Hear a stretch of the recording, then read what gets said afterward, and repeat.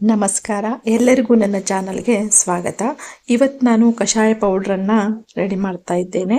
ಇದಕ್ಕೆ ಬೇಕಾಗಿರೋದು ಧನಿಯಾ ಬೀಜ, ಬಳೆ ಸೊಪ್ಪು, ಜೀರಿಗೆ, ಜ್ಯೇಷ್ಠ ಮತ್ತು ಅಶ್ವಗಂಧ, ಒಣಶುಂಠಿ, ಹಿಪ್ಪಲಿ, ಯಾಲಕ್ಕಿ ಮತ್ತು ಕಾಳುಮೆಣಸು ಮತ್ತು ಅಜ್ವಾಯಿನ್. ಇಷ್ಟನ್ನು ನಾವು ಹುರ್ಕೊಳ್ಬೇಕು.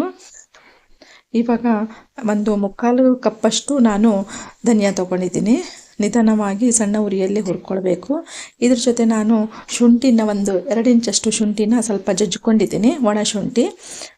ಹಾಗೆ ಫ್ರೈ ಮಾಡಿಕೊಂಡು ನಿಧಾನವಾಗಿ ಫ್ರೈ ಮಾಡ್ಕೊಳ್ಬೇಕು. ಇದನ್ನು ಜ್ಯೇಷ್ಠ ಮತ್ತು ಅಶ್ವಗಂಧಿನೂ ಅಷ್ಟೇ, ಅದನ್ನು ಸ್ವಲ್ಪ ಕಟ್ ಮಾಡ್ಕೊಂಡಿದ್ದೀನಿ, ಸ್ವಲ್ಪ ಉದ್ದ ಇರೋದಲ್ಲ.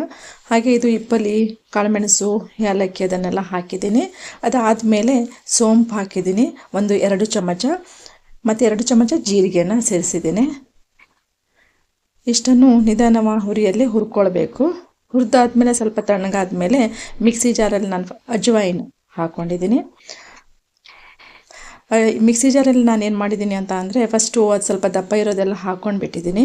ಹಾಕಿ ಅದು ಸ್ವಲ್ಪ ನುಣಗಾದ್ಮೇಲೆ, ಸ್ವಲ್ಪ ತಿರಿಯಾಗಿ ನುಣಗಾದ್ಮೇಲೆ ಇವಾಗ ಧನಿಯಾ ಹಾಕ್ಕೊಂಡಿದ್ದೀನಿ. ಧನಿಯಾ ಆದಮೇಲೆ ಅದ್ರ ಜೊತೆಯಲ್ಲೇ ಬಳೆ ಸೊಪ್ಪು ಮತ್ತು ಜೀರಿಗೆನೂ ಸೇರಿಸಿದ್ದೀನಿ. ಇದು ಒಂಥರ ಇಮ್ಯುನಿಟಿ ಪೌಡ್ರು ಅಂತಲೂ ಹೇಳ್ಬೋದು. ಇಷ್ಟು ನೈಸ್ ಆಗಿದೆ ನೋಡಿ. ಇಷ್ಟಾದರೆ ಸಾಕು. ಸ್ವಲ್ಪ ತಣ್ಣಗಾದ್ಮೇಲೆ ಒಂದು ಗ್ಲಾಸ್ ಜಾರಲ್ಲೋ ಅಥವಾ ಸ್ಟೀಲ್ ಡಬ್ಬದಲ್ಲೂ ಸ್ಟೋರ್ ಮಾಡಿ ಇಟ್ಕೊಳ್ಬೋದು. ಇವಾಗ ಕಷಾಯ ಮಾಡೋದು ಹೇಗೋ ಅಂತ ಅಂದರೆ, ಇದಕ್ಕೊಂದು ಗ್ಲಾಸ್ ನೀರು ಇಟ್ಕೊಳ್ಳೋದು, 1 ಚಮಚ ಕಷಾಯ ಪೌಡ್ರ್ ಹಾಕೋದು, ಚೆನ್ನಾಗಿ ಕುದಿ ಬಂದಮೇಲೆ ಸೋಸಿಬಿಟ್ಟು ಕುಡಿಬೋದು. ಇದಕ್ಕೆ ನೀವು ಬೆಲ್ಲ ಬೇಕು ಅಂತ ಅಂದರೂ ಸೇರಿಸ್ಬೋದು. ಇದಕ್ಕೆ ಬೆಲ್ಲ ಬೇಕು ಅಂತ ಅನಿಸೋದಿಲ್ಲ.